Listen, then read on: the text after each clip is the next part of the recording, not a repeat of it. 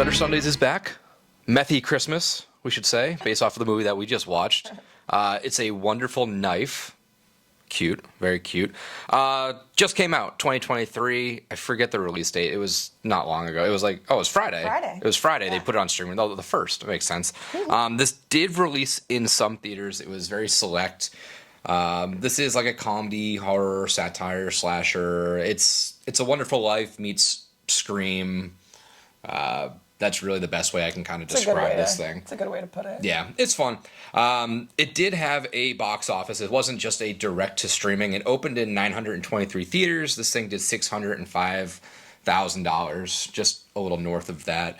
I broke it down. It was like, I don't know, the decent amount for the theater run, because theaters just haven't been running pretty good right now. So decent showing for a small budget movie. Just a very short synopsis of this. It was a young girl finds herself in a nightmare parallel universe. I think the story lends itself to more than just that, and I'll let you do like a more in-depth story kind of rundown before we get going to our review. But it has a 4 out of 5 skull rating on Shudder. It's got a 54 critic review on Rotten Tomato. Not that great. Not great. 72 for the audience, though. That's not bad. So better. It's kind of right in the middle. But yeah, so that's It's a Wonderful Knife.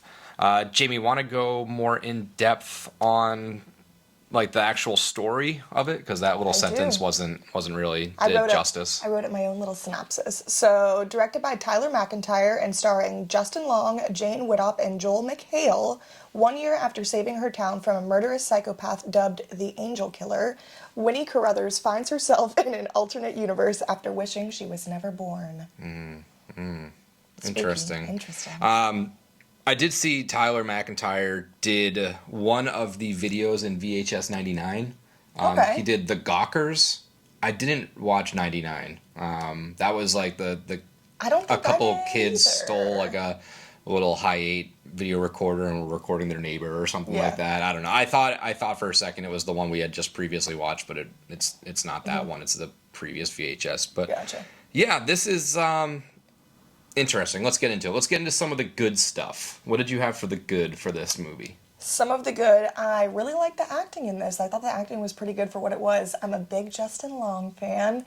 I thought Justin Long's role in this was pretty good. He was funny. He was dislikable, which is good for his character. Veneers with stupid contacts. The veneers are so funny, which is so funny. He looked like Stevie Janowski in Eastbound and Down when he got rich and bought himself a chin and blue contacts.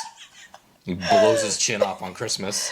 It's funny because I remember I follow him on Instagram and he had posted a picture a while ago of him with the veneers saying he was shooting for a new film.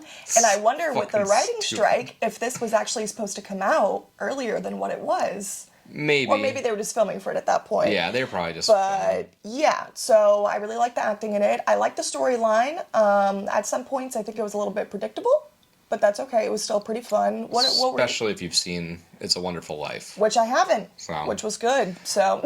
The good, I really love a long intro title card to start a movie. I thought that was fun. I like when it's like 15 minutes in and then you're like, oh, we're just kind of getting started. I really liked the angel costume. The suit was sick. It looked like Moon Knight. It looked just like Moon Knight. That's what I was thinking the whole time. I loved it. Yeah, so a quick comparison, I guess, of some of the stuff that I saw for It's a Wonderful Life. I haven't seen it in a very long time, but it is a similar story. There's a character, George Bailey. He comes on hard times, something about money, and he wishes he was never born. And then an angel, Clarence, is sent down from heaven in order to kind of steer him in the right direction to earn their wings. So they kind of flip this a little bit. So same thing, Clarence the Angel sees all of George Bailey's life, comes down, and then shows him what his hometown of, where is it called? Bedford Falls is what it's called in It's a Wonderful Life. That's fun. Versus Angel Falls. Watch it now. That's cool.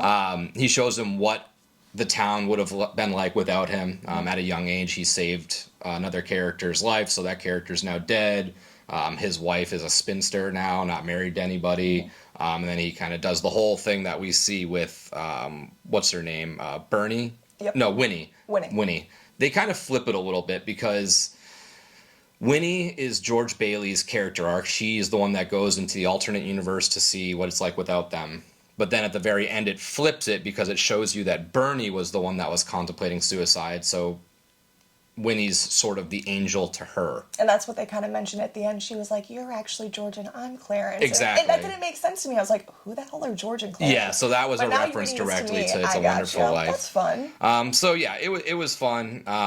The one thing that, like, I don't know. We can get into the bad, I guess. Did you have any more good? I mean, I liked the kills in this. I was just going to say that. The kills were really cool. I thought the kills were really good, too. Pretty gory. Very, like you said, very scream slasher-esque. Yeah, very slasher-y. Yeah. I like that stuff. I did, too. Yeah.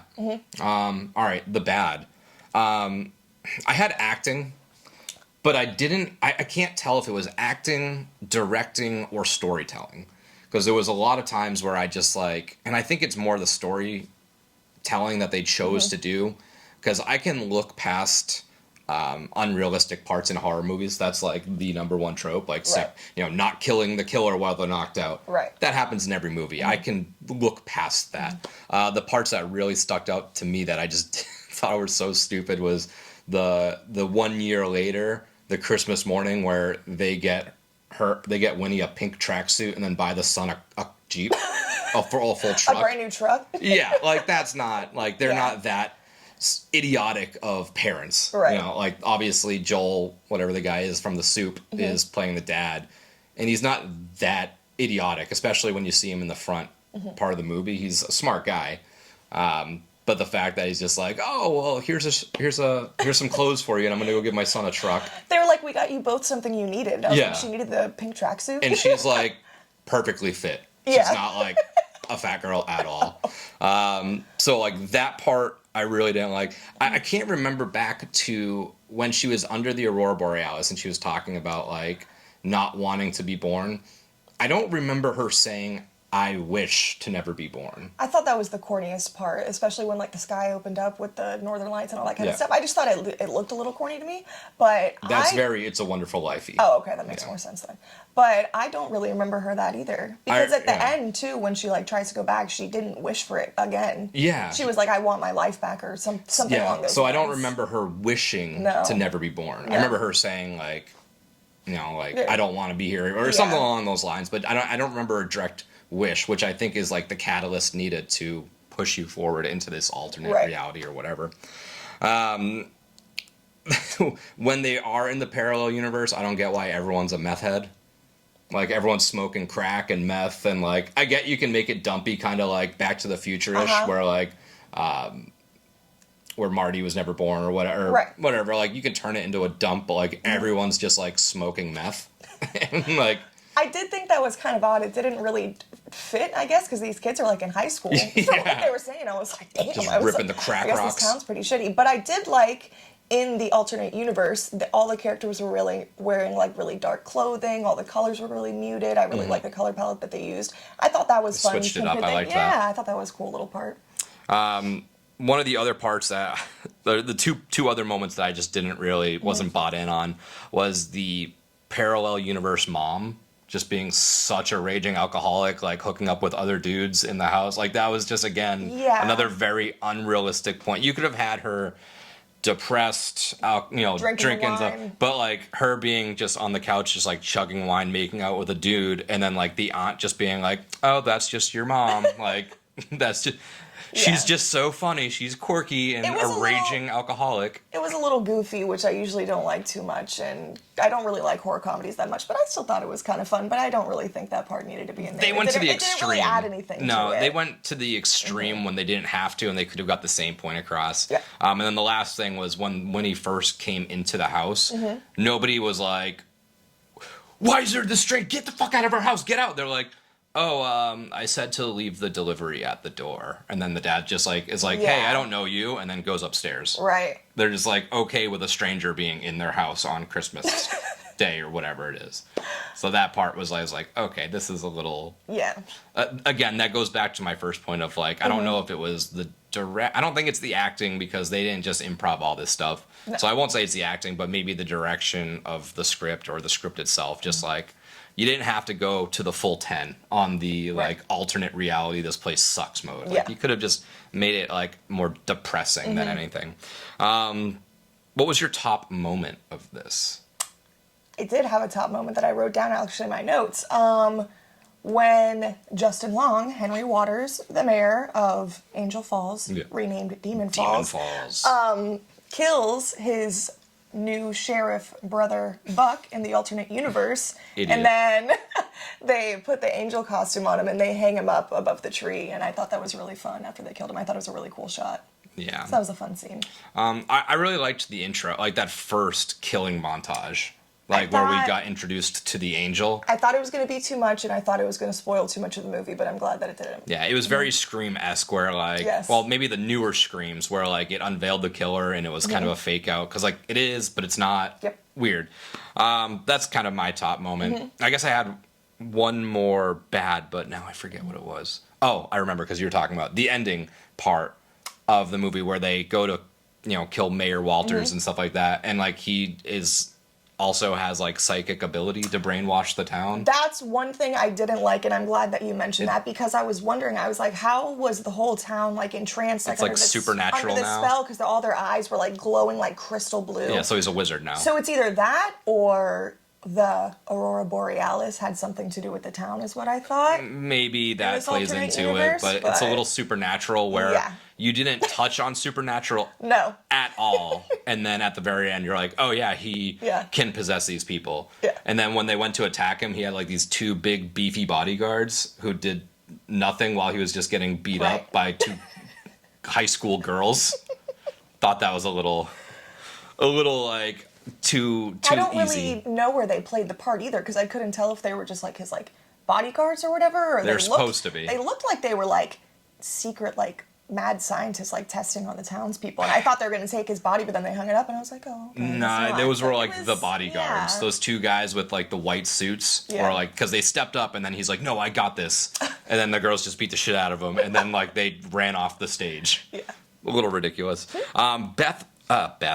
Best death or kill. I got mine. there was a couple that I really enjoyed, but this one was earlier on in the movie. I think she died pretty early on too. Carla was Winnie's friend. Yeah. That lived with her grandpa. Yep. I really like the scene in The Death where she goes to kiss her boyfriend and she was like, oh, what are you eating? What was that? And it was like his blood in her mouth.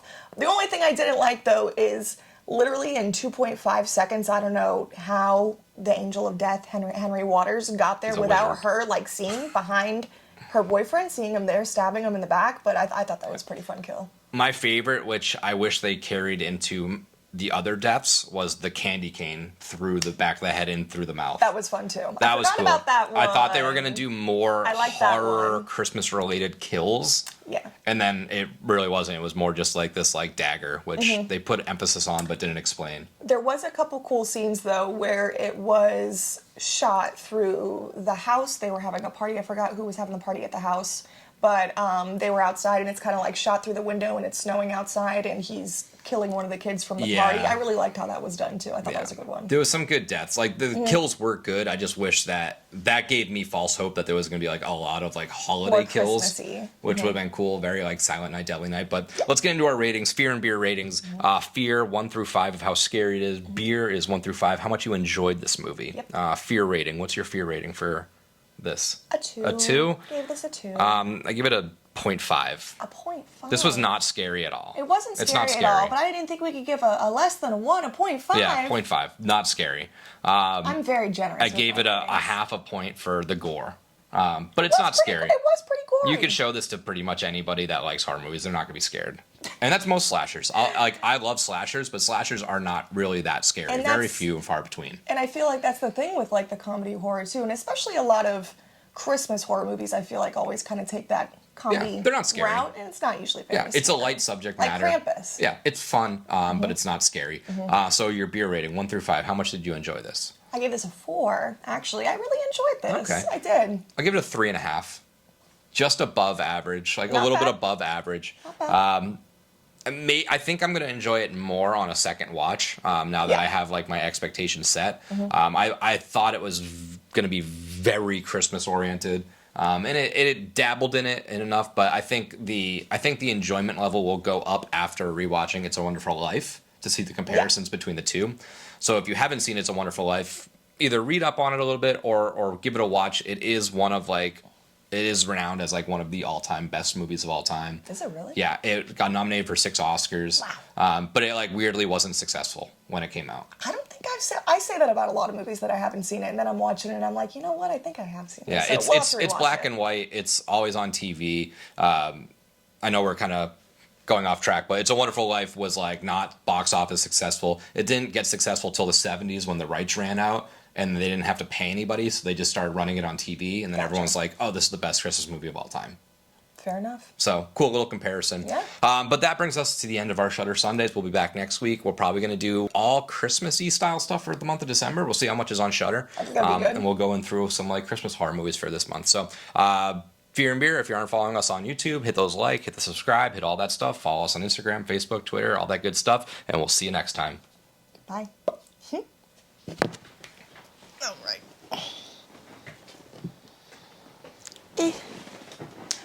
Although the ending did catch me, I kind of wanted to mention on the video. It's okay though, but at the end.